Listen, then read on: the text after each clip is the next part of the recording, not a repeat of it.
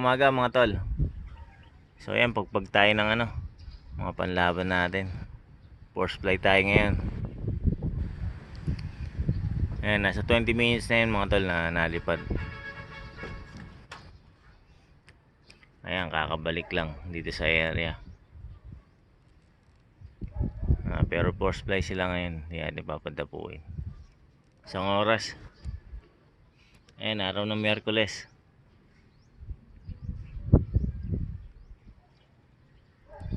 Ayan, so nakaraang race natin mga tol, nagtapos tayo na kulang tayo ng dalawa. Ayan, cut off tayo ng isa dun sa CS saka sa APR. Ayan, pero umuwi naman yung dalawa mga tol. Yung isa umuwi ng bandang alas 3 na yata yun. Yung isa naman nakauwi ng bago dumilim. Ayan, kasi bumaba ako ng loob. Siguro mga after magpakain, mga 5:30 bumaba na ako. Tapos sa mga bandang alas 8 makituloy ako rito, nag-check ako ng ng ibon, nagbaka sakali ako kung umuwi yung isa. So ayun. Nakita ko na lang siya nandiyan sa sulok diyan. May viewing deck.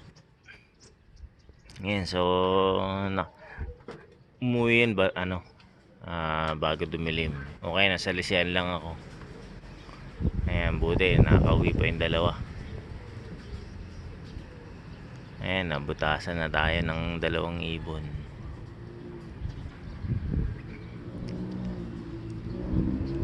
Ayan, force fly sila. Ayan, nakapayong ako ngayon kasi mainit.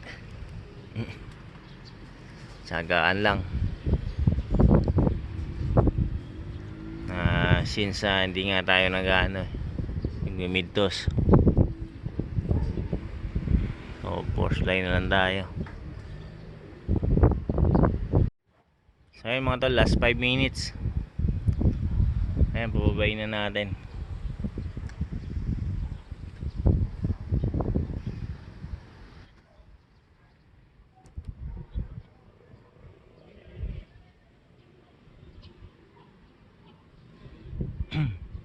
Ayan, may tangay pa silang inakay puti. Mukhang force fly din yun, no? Kanina pa rin lipad ng lipad yung ibon niya Ayan yung marami. Mukhang nagpo-force fly din.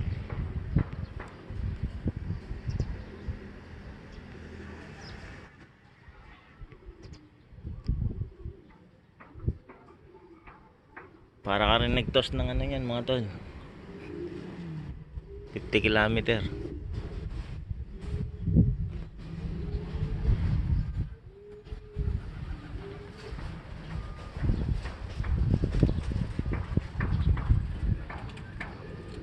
Ayan, bumaba ng itim natin.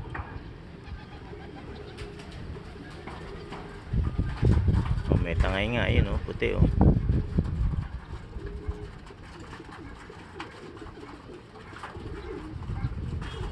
Minakay.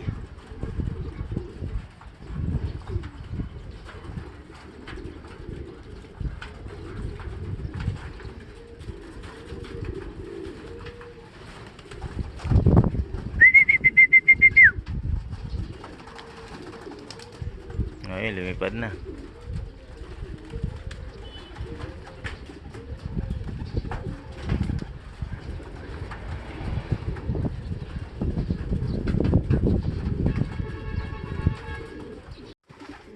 So ayun mga tol, pagkatapos nating mag force fly kanina, ayan, dito naman tayo sa mga inakay.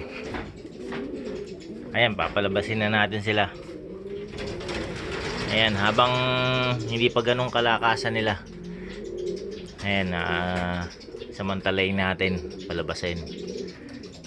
Saka na natin sila ibabartulay na pag yung nakikita kong medyo pipitik na.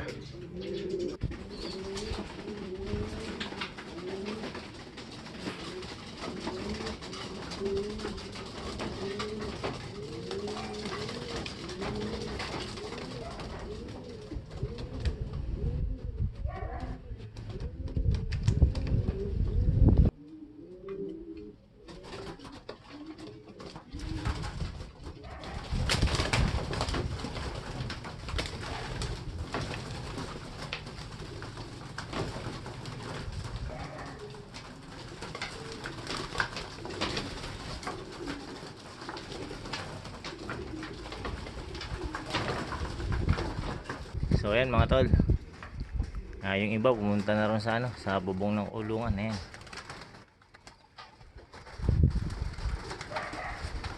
Ayan, nag-uumpisa na silang sumampa dun sa bubong ng kulungan. Ayan, medyo na to. Papunta na to sa pipitik. Ayan yung isa, oh. Ala. Wag mo nang pipitik. Naku, ayan na. Ayan na, umpisa na.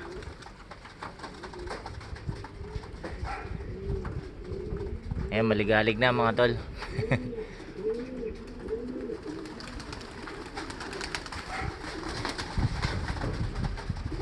Maliligalig na to.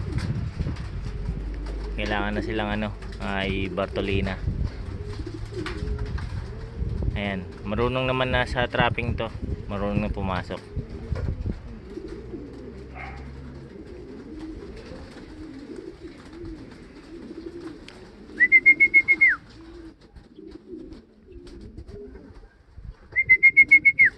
Ayan, yung isa pumasok na, yung itim.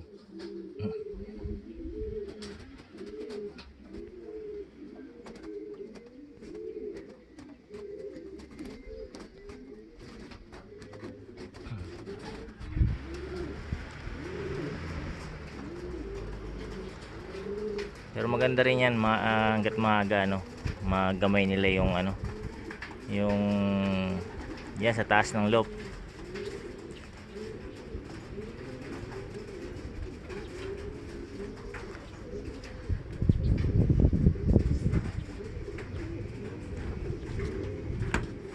Ay, masok na yung dalawa.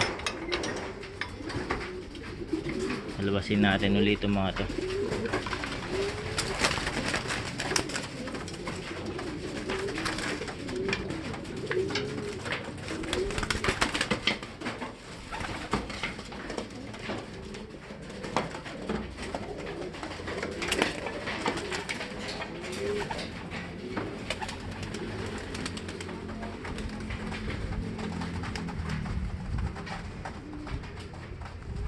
Ayan, nasa taas na yung karamihan.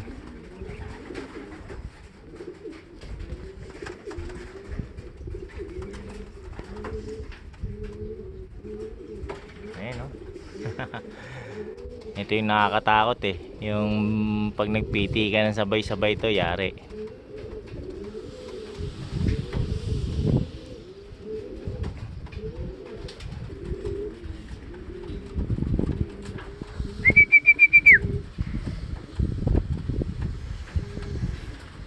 Ay, pumasok na uli yung itim.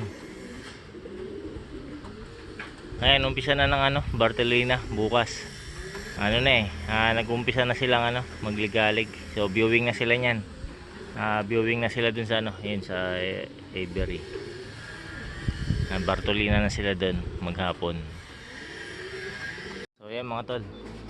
Nagpitikan na. Ayun. Dalawa. Delikado na. Ayan, buti ayan, nagbababaan na.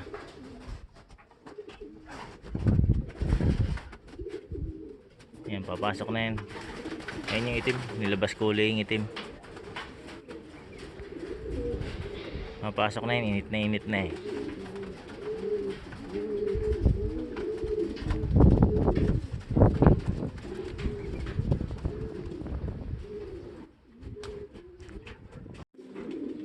So ito na yung mga pumasok. Ayan, 6. Ay hindi, 5. Ayan, hindi na natin papalabasin to. Ayan, yung itim nakailang pasok yun. Nilabas ko lang uli.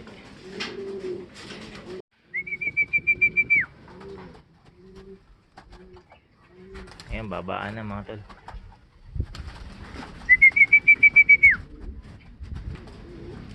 Ayan, tagal din nila dun sa taas. Kalahating oras din. Mga na yan, init na.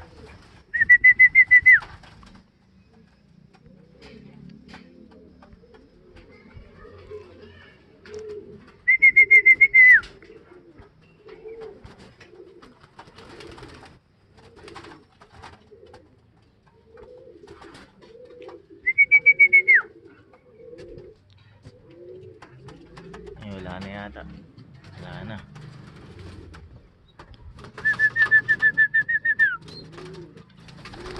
Naku, may pod pa isa.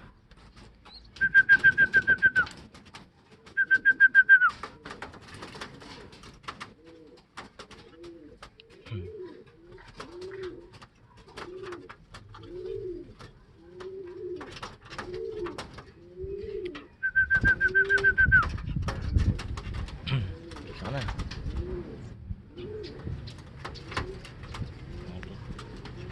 Yung isa lumipad.